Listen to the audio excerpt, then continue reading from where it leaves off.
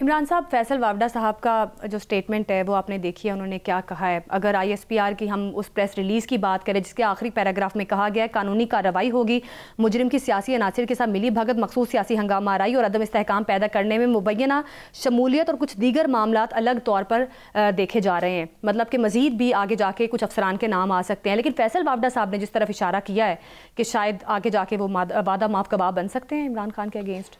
बिस्मिल्लाहिर्रहमानिर्रहीम। देखें ज़ैनब, बात ये है कि मुझे तो ज़ाहिर जो ये सारी चीज़ें हैं ना, या जो फैसल वाडा साहब कह रहे हैं, वफाकी वज़रा बात कर रहे हैं, या ISPR की तरफ से जो प्रेस रिलीज जारी की गई है, तो मुझे ऐसा नहीं महसूस होता कि इसका शिकार कोई मज़ीद फ़ौजी अफसर हो। मुझे लगता है कि इस केस में जो है अब बारी जो है वो इमरान खान साहब की और उनके साथियों की। उसकी बुनियादी वजह यह है कि देखिए, ख्वाजा आसिफ साहब और दूसरे कई जो वफाकी वज़रा उनकी तरफ से क्या कहा जा रहा है। ख्वाजा आसिफ साहब कहते हैं कि जी ये जो फैज़ हमीद और PTI के मुश्तरका प्लान था 9 मई। अच्छा, इसका मतलब ये है कि 9 मई पे अब जाएंगे। फैसल वाडा साहब का जो शॉट अभी हमने सुनाया, उसमें वो क्या कह रहे हैं कि जी वो पोजीशनिंग और वो चीज़ें तो सारी फैज़ हमीद साहब ने बताई थी और ये सारी प्लानिंग हुई थी, इसीलिए एक वक्त था, ये चीज़ें थी। अब अगर फैज़ हमीद साहब वाकई ही जिस तरह से ये फैसल वाडा साहब कह रहे हैं इमरान खान साहब के खिलाफ गवाही दे देते हैं, वो वादा माफ बने या ना बने जो भी हो, लेकिन अगर इमरान खान साहब के खिलाफ गवाही देते हैं या जिन लोगों के PTI के लीडरों के खिलाफ वो गवाही देंगे, उनके लिए तो फिर रावी चैन नहीं लिखेगा। उनके लिए तो फिर आप ये देखें कि जब एक मेन मुल्जिम जो है, बल्कि मुजरिम, अब तो उनको सजा हो चुकी है, एक मुजरिम अगर ये वहां पे इतराफ करता है कि जी हमने ये किया है, लेकिन मेरे साथ ये लोग भी शामिल थे और इसका ये रोल था, इसका ये रोल था, इसका ये रोल था, तो फिर उनको भी सजा होगी। लिहाजा अब मैं समझता हूँ कि चीज़ें जो हैं वो PTI के लिए मजीद ख़राब होने जाए। बिल्कुल, प्रेस रिलीज का आखिरी पैराग्राफ और रखा जाए तो फैसल वावडा साहब की जो स्टेटमेंट है वो इस तरफ इशारा कर रही है, आगे जाके शायद मजीद सियासतदानों के नाम भी आ सकते हैं। डॉक्टर तारिक फजल चौधरी साहब ने भी इस मामले पर कुछ कहा है, वही प्रोग्राम में शामिल करते हैं। फिर इमरान साहब से जानते हैं। इमरान साहब, डॉक्टर फजल चौधरी साहब की स्टेटमेंट पे आप क्या कहेंगे? तो ये तारिक फजल चौधरी साहब ने जो कहा है, तो उससे तो बात बिल्कुल क्लियर हो जाती है कि सहूलतकार जो हैं उनका भी अभी इंजाम होगा, और जो उनके साथ हैं जजेस के बारे में बात, सहूलतकार वो जजेस को ही कह रहे हैं ना, अब वो जो हैं उनको भी सजा होगी। तो इसका मतलब ये है कि जो जस्टिस साकिब निसार साहब का नाम सामने आ रहा था, हो सकता है बात वहां तक पहुंच जाए। और आप एक बात ज़हन में रखें कि अगर आप साबिक DG ISI को सजा सुना सकते हैं, तो फिर साबिक चीफ जस्टिस को सजा सुनाना कोई बड़ा काम नहीं है। क्योंकि अगर आप देखें कि पाकिस्तान जैसे मुल्क में DG ISI जो है, भले ही आईनी तौर पे उसका मुकाम चीफ जस्टिस ऑफ पाकिस्तान से कहीं नीचे है, लेकिन पावर में अमलन वो चीफ जस्टिस से कहीं मजबूत ओहदा समझा जाता है। तो ये जो मामला है, मुझे नहीं लगता कि अब ये बात यहाँ रुकेगी। इमरान साहब, अगर साकिब निसार साहब का नाम भी आगे जाके सामने आता है तो आप समझते हैं कि बाजवा साहब का नाम भी आ सकता है? देखिए, ज़रूरी नहीं कि साकिब निसार साहब का नाम हो, मजीद भी कुछ सहूलतकार हो सकता है। प्रोग्राम में आगे बढ़ते हैं। हमें ज्वाइन किया है साबिक डिप्टी अटॉर्नी जनरल राजा खालिद महमूद, माहिर कानून है।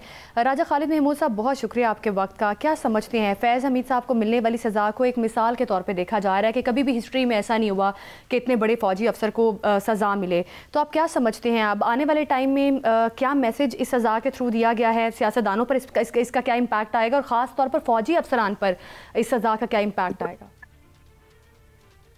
जी, बिस्मिल्लाहिर्रहमानिर्रहीम। पहली बात तो ये है कि यकीनन जिस तरह आपने फरमाया, ये पाकिस्तान की हिस्ट्री में पहला वाक़या है, मुनफरिद वाक़या है कि एक लेफ्टिनेंट जनरल को जो इंतहाई अहम, हसास और बड़े मनसब पे फाइज रहे DG ISI थे, तो उन्हें कन्विक्ट किया गया, उन्हें एप्रीहेंड किया, उन्हें अरेस्ट करने के बाद उन्हें चार्जशीट किया गया और फिर उनके खिलाफ जो एविडेंस थी वो प्रोसिक्यूशन ने पेश की और दफा में उन्होंने भी अपनी शहादतें पेश की। लेकिन जो प्रोसिक्यूशन थी वो अपने जो चार्ज था उसे अप टू द हिल्ट साबित करने में कामयाब रही। तो मैं समझता हूँ कि यकीनन ये एक मुनफरिद वाक़या है और जो पाकिस्तान आर्मी है उन्होंने एक एग्जाम्पल सेट की है, एक प्रेसिडेंट सेट की कि कहा जाता था ना जी कि मुकद्दस गाय हैं, ये तो बड़े लोग हैं, ये तो अनटचेबल हैं, ये अपनों पे हाथ नहीं डालते। इस तरह की चहमगोइयां होती थी और उनके खिलाफ एक खास सर्कल से इस तरह की बातें और प्रोपेगेंडा किया जाता था। लेकिन इस फैसले के बाद मैं समझता हूं कि उनके मुंह भी बंद हो गए और पाकिस्तान आर्मी ने साबित कर दिया कि उनका जो सेल्फ अकाउंटेबिलिटी का जो प्रोसेस है, जो प्रोसीजर है, दैट इज वेरी स्ट्रांग। ठीक है, वो बड़ा। राजा साहब जी जी ये फरमाइएगा कि कुछ वफाकी वज़रा का ख्याल है कि फैज़ हमीद का साथ देने वाले जितने भी दूसरे लोग हैं उनका भी फौजी ट्रायल होना चाहिए। और फैसल वाडा साहब ने तो ये भी कहा है कि फैज़ हमीद की सज़ा अभी इब्तदा है, 9 मई के केस तो बाकी हैं, उनमें कईयों को सज़ा होगी। तो आप क्या समझते हैं कि बात दूर तक जाएगी? लगता तो ऐसे ही है। जो कल की प्रेस रिलीज थी ISPR की, तो उसके भी जो लास्ट सेंटेंसेस थे उनसे इसी तरह की बात लगती है कि शायद यहाँ पे मामला नहीं रुकेगा, ये आगे जाएगा और शायद फैज हमीद साहब का कुछ और केसेस में भी ट्रायल हो। और जो 9 मई को हुआ देखिए ना, वो भी बिल्कुल एक अनप्रेसिडेंटेड था कि इंडिया को जरूरत नहीं हो सकी कि GHQ पे अटैक कर सके।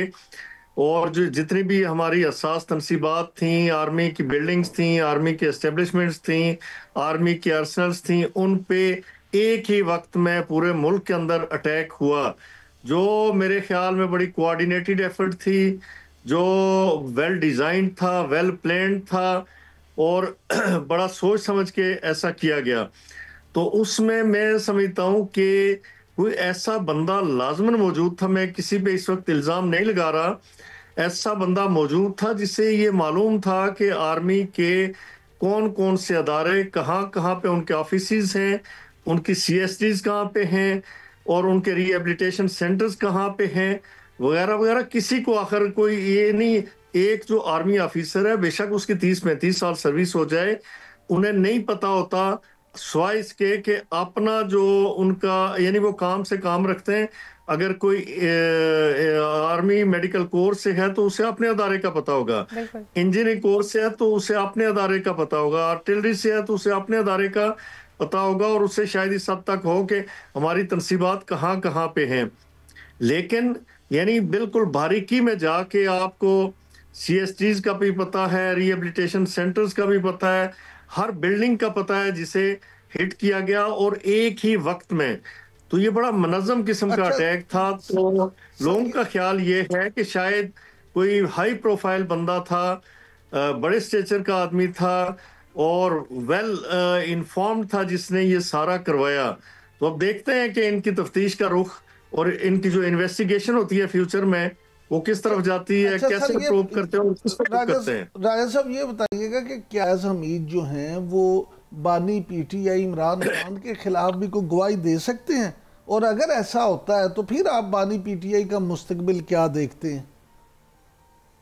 देखिए गवाही तो ये है कि उसका मतलब ये नहीं होता कि उस गवाही के नतीजे में ये फारिग हो जाएंगे, लेकिन एक डिस्क्लोजर होता है, एक्यूज्ड का मुलज़म डिस्क्लोज करता है जी कि सपोज मैं एक मिसाल देता हूँ, अगर कोई चोरी का केस है वो फिर डिस्क्लोज करता है जी कि मेरे साथ फलां फलां भी शामिल थे, मैंने उन्हें ये चीज़ें उन्हें दी थी, इतना पैसा दिया था, फिर उन पे हाथ डाल के उनसे रिकवरी होती है, तो वो रास्ता दिखाता है। एक मुलज़म पकड़ा जाता है तो बाकियों को भी वो इन्वेस्टिगेशन के दौरान फिर वो इम्प्लीकेट करता है, निशानदेही करता है, रिकवरीज भी करवाता है और बंदे भी अरेस्ट करवाता है।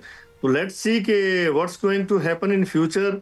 It is up to the पहले एक नोशन पाया जा रहा था जब कोर्ट मार्शल की कार्रवाई फैज़ हमीद साहब के लिए शुरू की गई पिछले साल अगस्त में, तो एक नोशन था कि शायद हाई प्रोफाइल है और इस पर शायद मुश्किल ही कोई सज़ा मिलेगी और इस किस्म का नोशन ख्याल था सबका।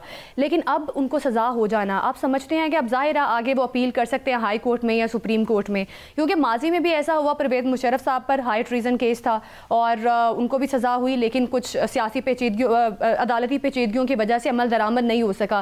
तो आप समझते हैं कि आगे जाके शायद फ्यूचर में फैज़ हमीद साहब को भी कोई रिलीफ मिल सकता है मुशर्रफ साहब जैसा?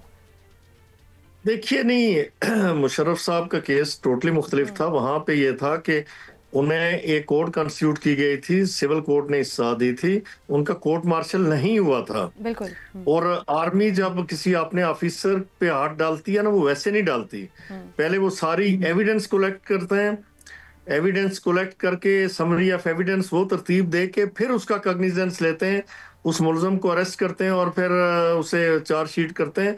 मुशर्रफ साहब का कोर्ट मार्शल नहीं हुआ था, आर्मी ने उन पे हाथ नहीं डाला था, इन पे पाकिस्तान आर्मी ने आर्मी एक्ट के तहत हाथ डाला है।